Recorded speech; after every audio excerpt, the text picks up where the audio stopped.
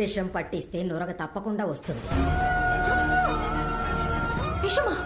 అవును, ఎవరికో పుట్టబోయే బిడ్డ కోసం నువ్వు ఇన్ని రోజులు నా చేత సేవలు చేయించుకున్నావే, అందుకేనే నీ చేతులతోనే దానికి విషం ఇచ్చేలా చేశాను. నెత్తి మీద మచ్చ, చేతికి 6 వేళ్లు, నాకే ద్రోహం చేసావు కదా. విశాలమ్మా, అయ్యా. ఈ బిడ్డ గురించి బయట ఎవరికి తెలియకూడదు. చంపేదాన్ని. బిడ్డని ఇవ్వవే. చెప్పండి, ఇవ్వవే. ఇవ్వండి, ఇవ్వండి, ఇవ్వండి. విశాలమ్మా, చెప్పు. బిడ్డను తీసుకెళ్ళు. చెప్పవే. ఇంత చేసి.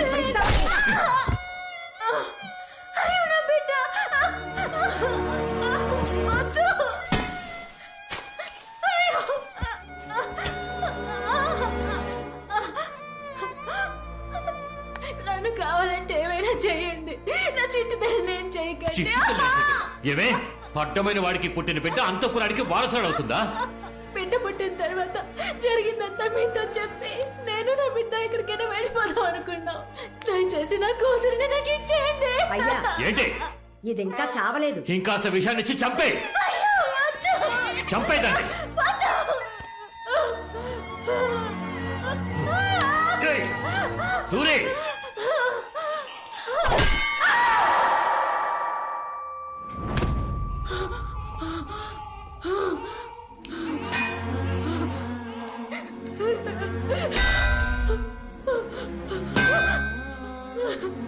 వద్దు విశాలమ్మ, నీది ఆడ మనసేగా, నా కష్టం నీకు అర్థం కావట్లేదా?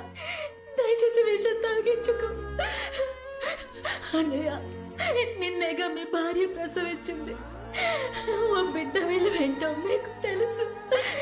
దయచేసి నా కూతురిని కాపాడండి.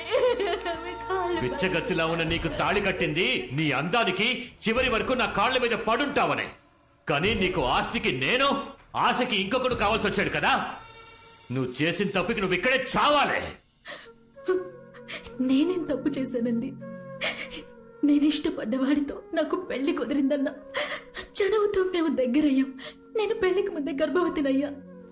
కానీ అనవసరంగా అడ్డొచ్చి నా మెళ్ళో మీరు తాళి కట్టారు. అది నా తప్ప?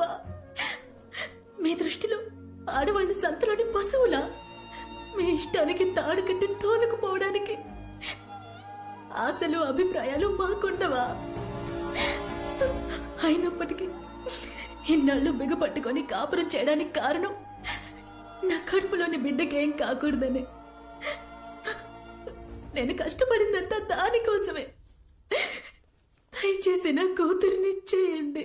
అయ్యా, ఇది ఇంకా ఊగిసలాడుతోంది. అయితే దాని ప్రాణాలతో పూడ్చే. శవంగా కూడా నా వారసురాలోని పేరుతో అది ఈ ఇంటి గడప దాటకూడదు.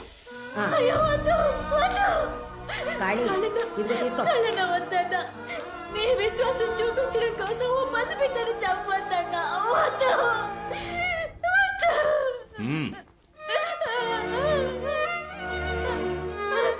అయ్యో, చిట్టి తల్లి, అమ్మని క్షమించు.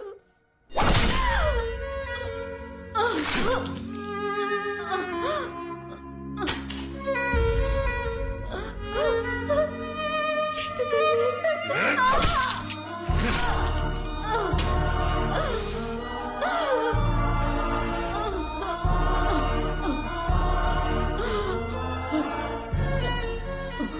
నా కడుపున నువ్వు పుట్టడం తప్ప నువ్వే తప్పు చేయలేదమ్మా.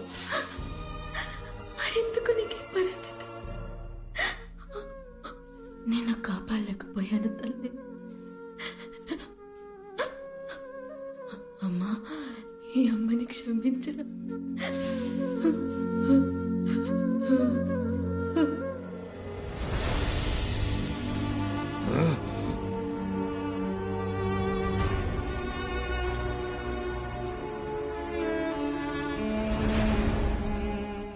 నా కూతురు నీ కుటుంబ వారసురాలిగా పెరగాలి.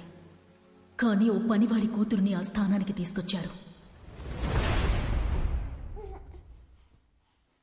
సూరి కూతురు అంతఃపురం వారసురాలని చెప్పండి. ఈశ్వరి ప్రసవంలో చచ్చిపోయిందని ఊళ్ళో వాళ్ళకి చెప్పి నమ్మించండి.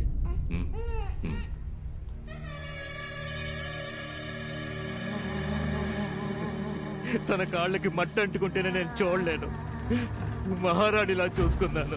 నా చేతులతో మట్టి ఎలా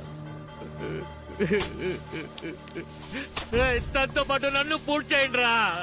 మీకు పుట్టిన పసిగుడ్డు యువరాణి, తన కోసమైనా మీరు ధైర్యంగా ఉండాలి కదా. ఆ పిల్ల గురించి మాట్లాడకండి. దానివల్లే నా ఈశ్వరి నాకు దూరం అయిపోయింది.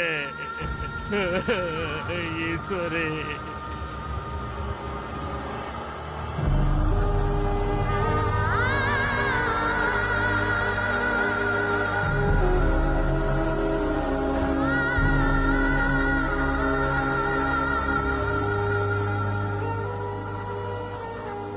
తన మీద ప్రాణం పెట్టుకున్నవాడు తన చావును తట్టుకోలేకపోయాడు.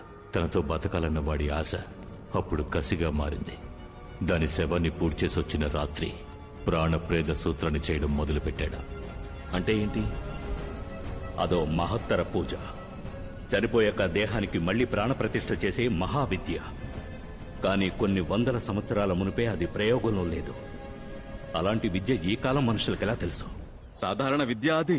తొందరపడి సరిగ్గా నేర్చుకోకుండా సగం సగం చేశాడు. ఇప్పుడు సమస్య అదే.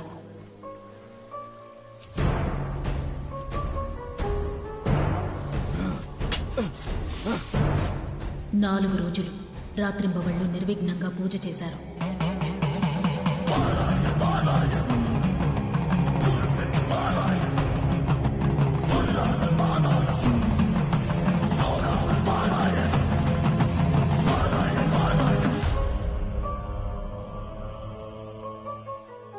ఐదో రోజు ఆయనొచ్చి చూసేసరికి ఈశ్వరి, ఈశ్వరి,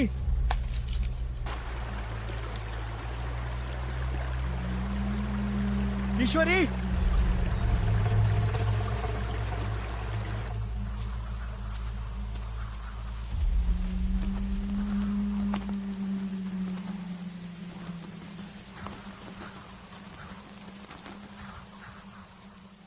ఈశ్వరి,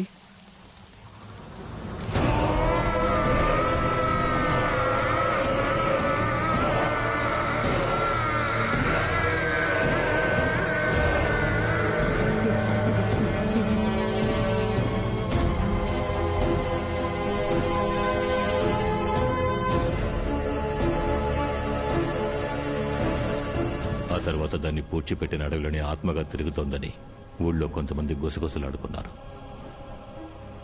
ఒక రోజు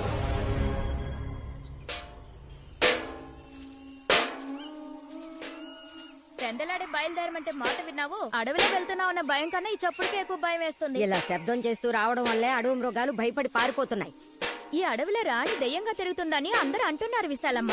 అడ్డమైన వాగుళ్ళు విని నువ్వు వాక్కు. నోరు మూసుకునిరా. అయ్యో, నేను చెప్పేదంతా నిజమే. అకాల మరణం, తలకి దెబ్బ తగిలి చనిపోయారంట. జమీందారే చంపేశారట. అలాంటిదేమీ లేదే. ఇష్టపడి చేసుకున్నవాడు ఎందుకు చంపుతాడు? అది దురదృష్టవంతురాలు. దానికి రాసి పెట్టింది అంతే. అల్పాయుష్తో పోయింది.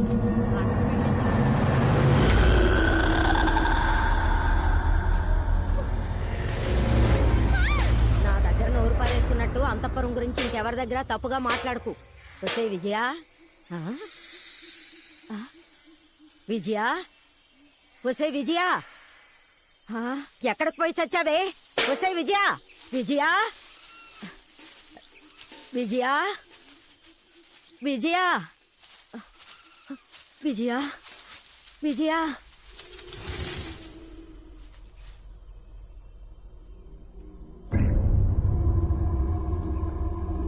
విజయా, ఎవరది?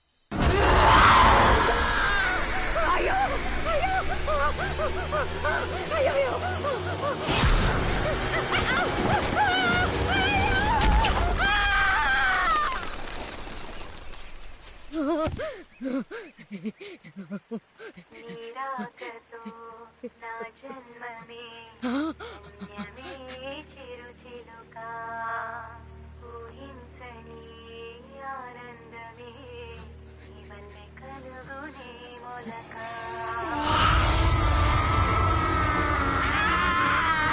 ఏం చూసి భయపడ్డావు విశాలమ్మ?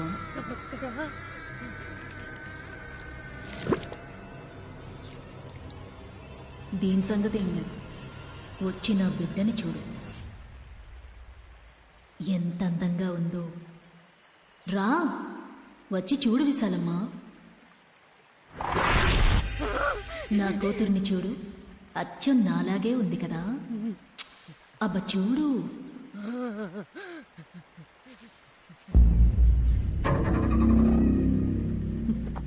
కూతురు లేదే. ఎలా ఉంటుంది? నువ్వే చంపేశావు కదా. లేదు, నేను చంపలేదు. వాళ్ళు అన్నారని అలా చేశాను. వాళ్ళన్నారు సరే, కానీ చంపింది నువ్వేగా.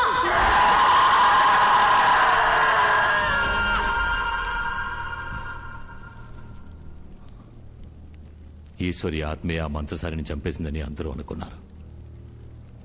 అప్పుడు నేనది నమ్మలేదు. కానీ ఒకరోజు ఉదయం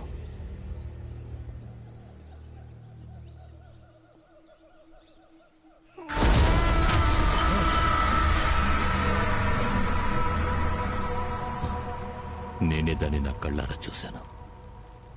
అంతఃపురం వరకు వచ్చిన దానికి నా ప్రాణాలు తీయడానికి ఎంతోసేపు పట్టదని భయపడి స్వామీజీతో విషయం చెప్పారు. ఎంత పని చేసావురా? ప్రేతాన్ని అటు ఇటు కాకుండా లేపావు కదరా. రేపేదైనా జరగడం జరిగితే పూజ కారణమని దుమ్మెత్తి పోస్తారా? నేను కొట్టి చంపేస్తారా? స్వామి ఆపండి, ఆపండి. కొంచెం ఓపిక పట్టండి. వీడిని వదిలేయండి. దాన్ని ఏం చేద్దామో చెప్పండి. మనం వేస్ట్ చేసే ఒక్కో నిమిషము భయం వేస్తోంది.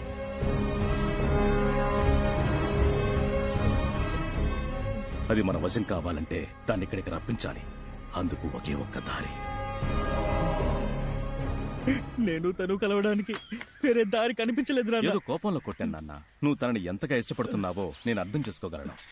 జమీందారు గారికి సంబంధించి తను చనిపోయింది. తను తిరిగొచ్చి నీతో కలిస్తే ఎవరాపుతారు? నీ ఇష్ట ప్రకారం ఎక్కడికైనా వెళ్లి జీవించు. కానీ ఇప్పుడు తను మనిషిగాను కాకుండా శవంగాను కాకుండా ఉగ్రంగా తిరుగుతోంది. అందుకే పద్ధతి ప్రకారం ప్రాణప్రతిష్ఠ చేస్తేనే నువ్వు అనుకున్నట్టుగా సంతోషంగా జీవించగలవు. నువ్వు చెప్పేది నిజం. నువ్వు భయమేసి మధ్యలో వదిలేశావు. నిన్నే వెతుకుతూ అడవులమ్మడు తిరుగుతోంది. నువ్వు పిలిస్తేనే వస్తుంది.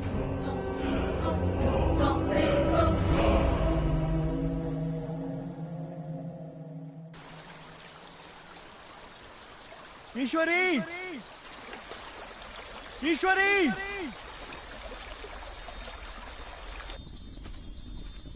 ఈశ్వరి, ఈశ్వరి.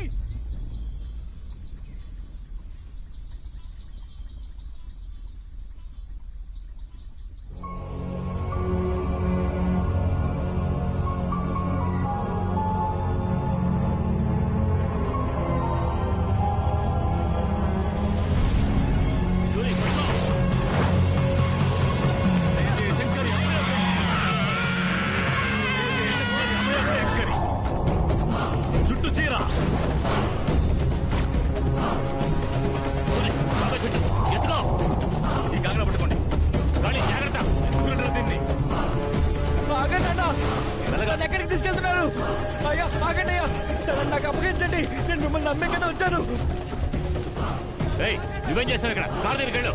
అయ్యా అయ్యా, నాన్న తనని నన్ను కలుపుతానని చెప్పారు కదా నాన్న. అసలే నువ్వు సగం పిచ్చోడివి. దాని మైకంలో పడి పూర్తి పిచ్చోడు అయ్యావా? నాకు కావాలి. చచ్చింది దాంతో జతగలవడం మహాపాపం. నన్ను వదలు నాన్న. నువ్వు ఇక్కడే ఉన్నావు. సగం ప్రాణం పోసిన ప్రేతాత్మని ఎవరూ అంతం చేయలేరు. దానంతటా అదే అంతం కావాలి. దానికి 2 మహాదశాబ్దాలు పడుతుంది. అంతవరకు దీన్ని అమ్మవారి శక్తి మాత్రమే బంధించి కట్టడి చేయగలదు. ప్రస్తుతానికి అమ్మవారి చీరతో దీనిని బంధించగలిగాం. కానీ ఎక్కువసేపు దీన్ని ఇలా ఉంచలేదు. అందుకనే గర్భగుడి వెనకున్న రహస్య గదిలో దీనిని బంధిస్తాను. ఓం నమః శివాయ.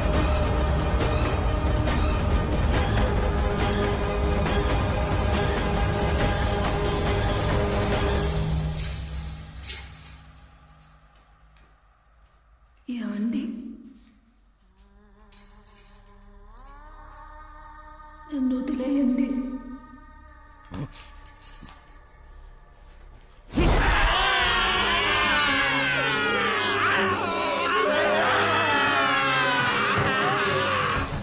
రండి, పెద్ద పూజారి గారు అక్కడ లోపల ఉన్నారు, రావడమయ్యా. అయ్యా అయ్యా అయ్యా, మీరు దయడం వల్ల మీ అబ్బాయి కొమ్మ పుచ్చుకుని చచ్చిపోయాడు. ఏమంటున్నారా? అయ్యో,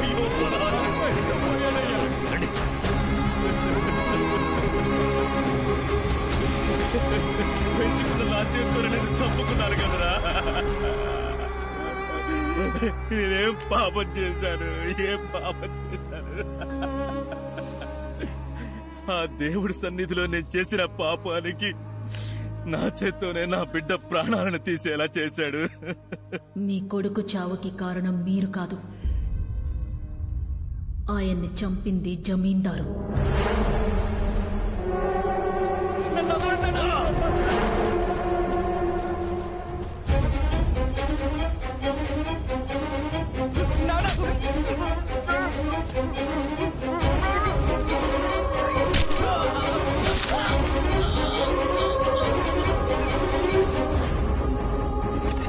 నేనేం పాపం చేశాను, ఏం పాపం చేశాను? నమ్మక ద్రోహం చేశారు కదా, వాళ్ళని వదిలిపెట్టను. ఆగండి. మీ కొడుకుని చంపినందుకు వాళ్ళని చంపి పగ తీర్చుకోవచ్చు, కానీ ఇన్నేళ్లుగా ఆ అంతఃపురంలో ఓ ఆత్మలా తిరుగుతోందే నా కూతురు. తనకేం పరిహారం చేస్తారు? తను జీవించాల్సిన జీవితాన్ని ఓ పనివాడి కూతురు జీవిస్తోంది. అది నా బిడ్డకి దక్కాలి. అందుకు ఆ అమ్మాయి శరీరంలో మీరు నా కూతురు ఆత్మని ప్రవేశపెట్టాలి. నన్ను రాణిలా చూసుకుంటానన్న మాటని వాడు నెరవేర్చలేదు, కానీ నా బిడ్డ రాణిలా జీవించేట్టు చెయ్యాలి.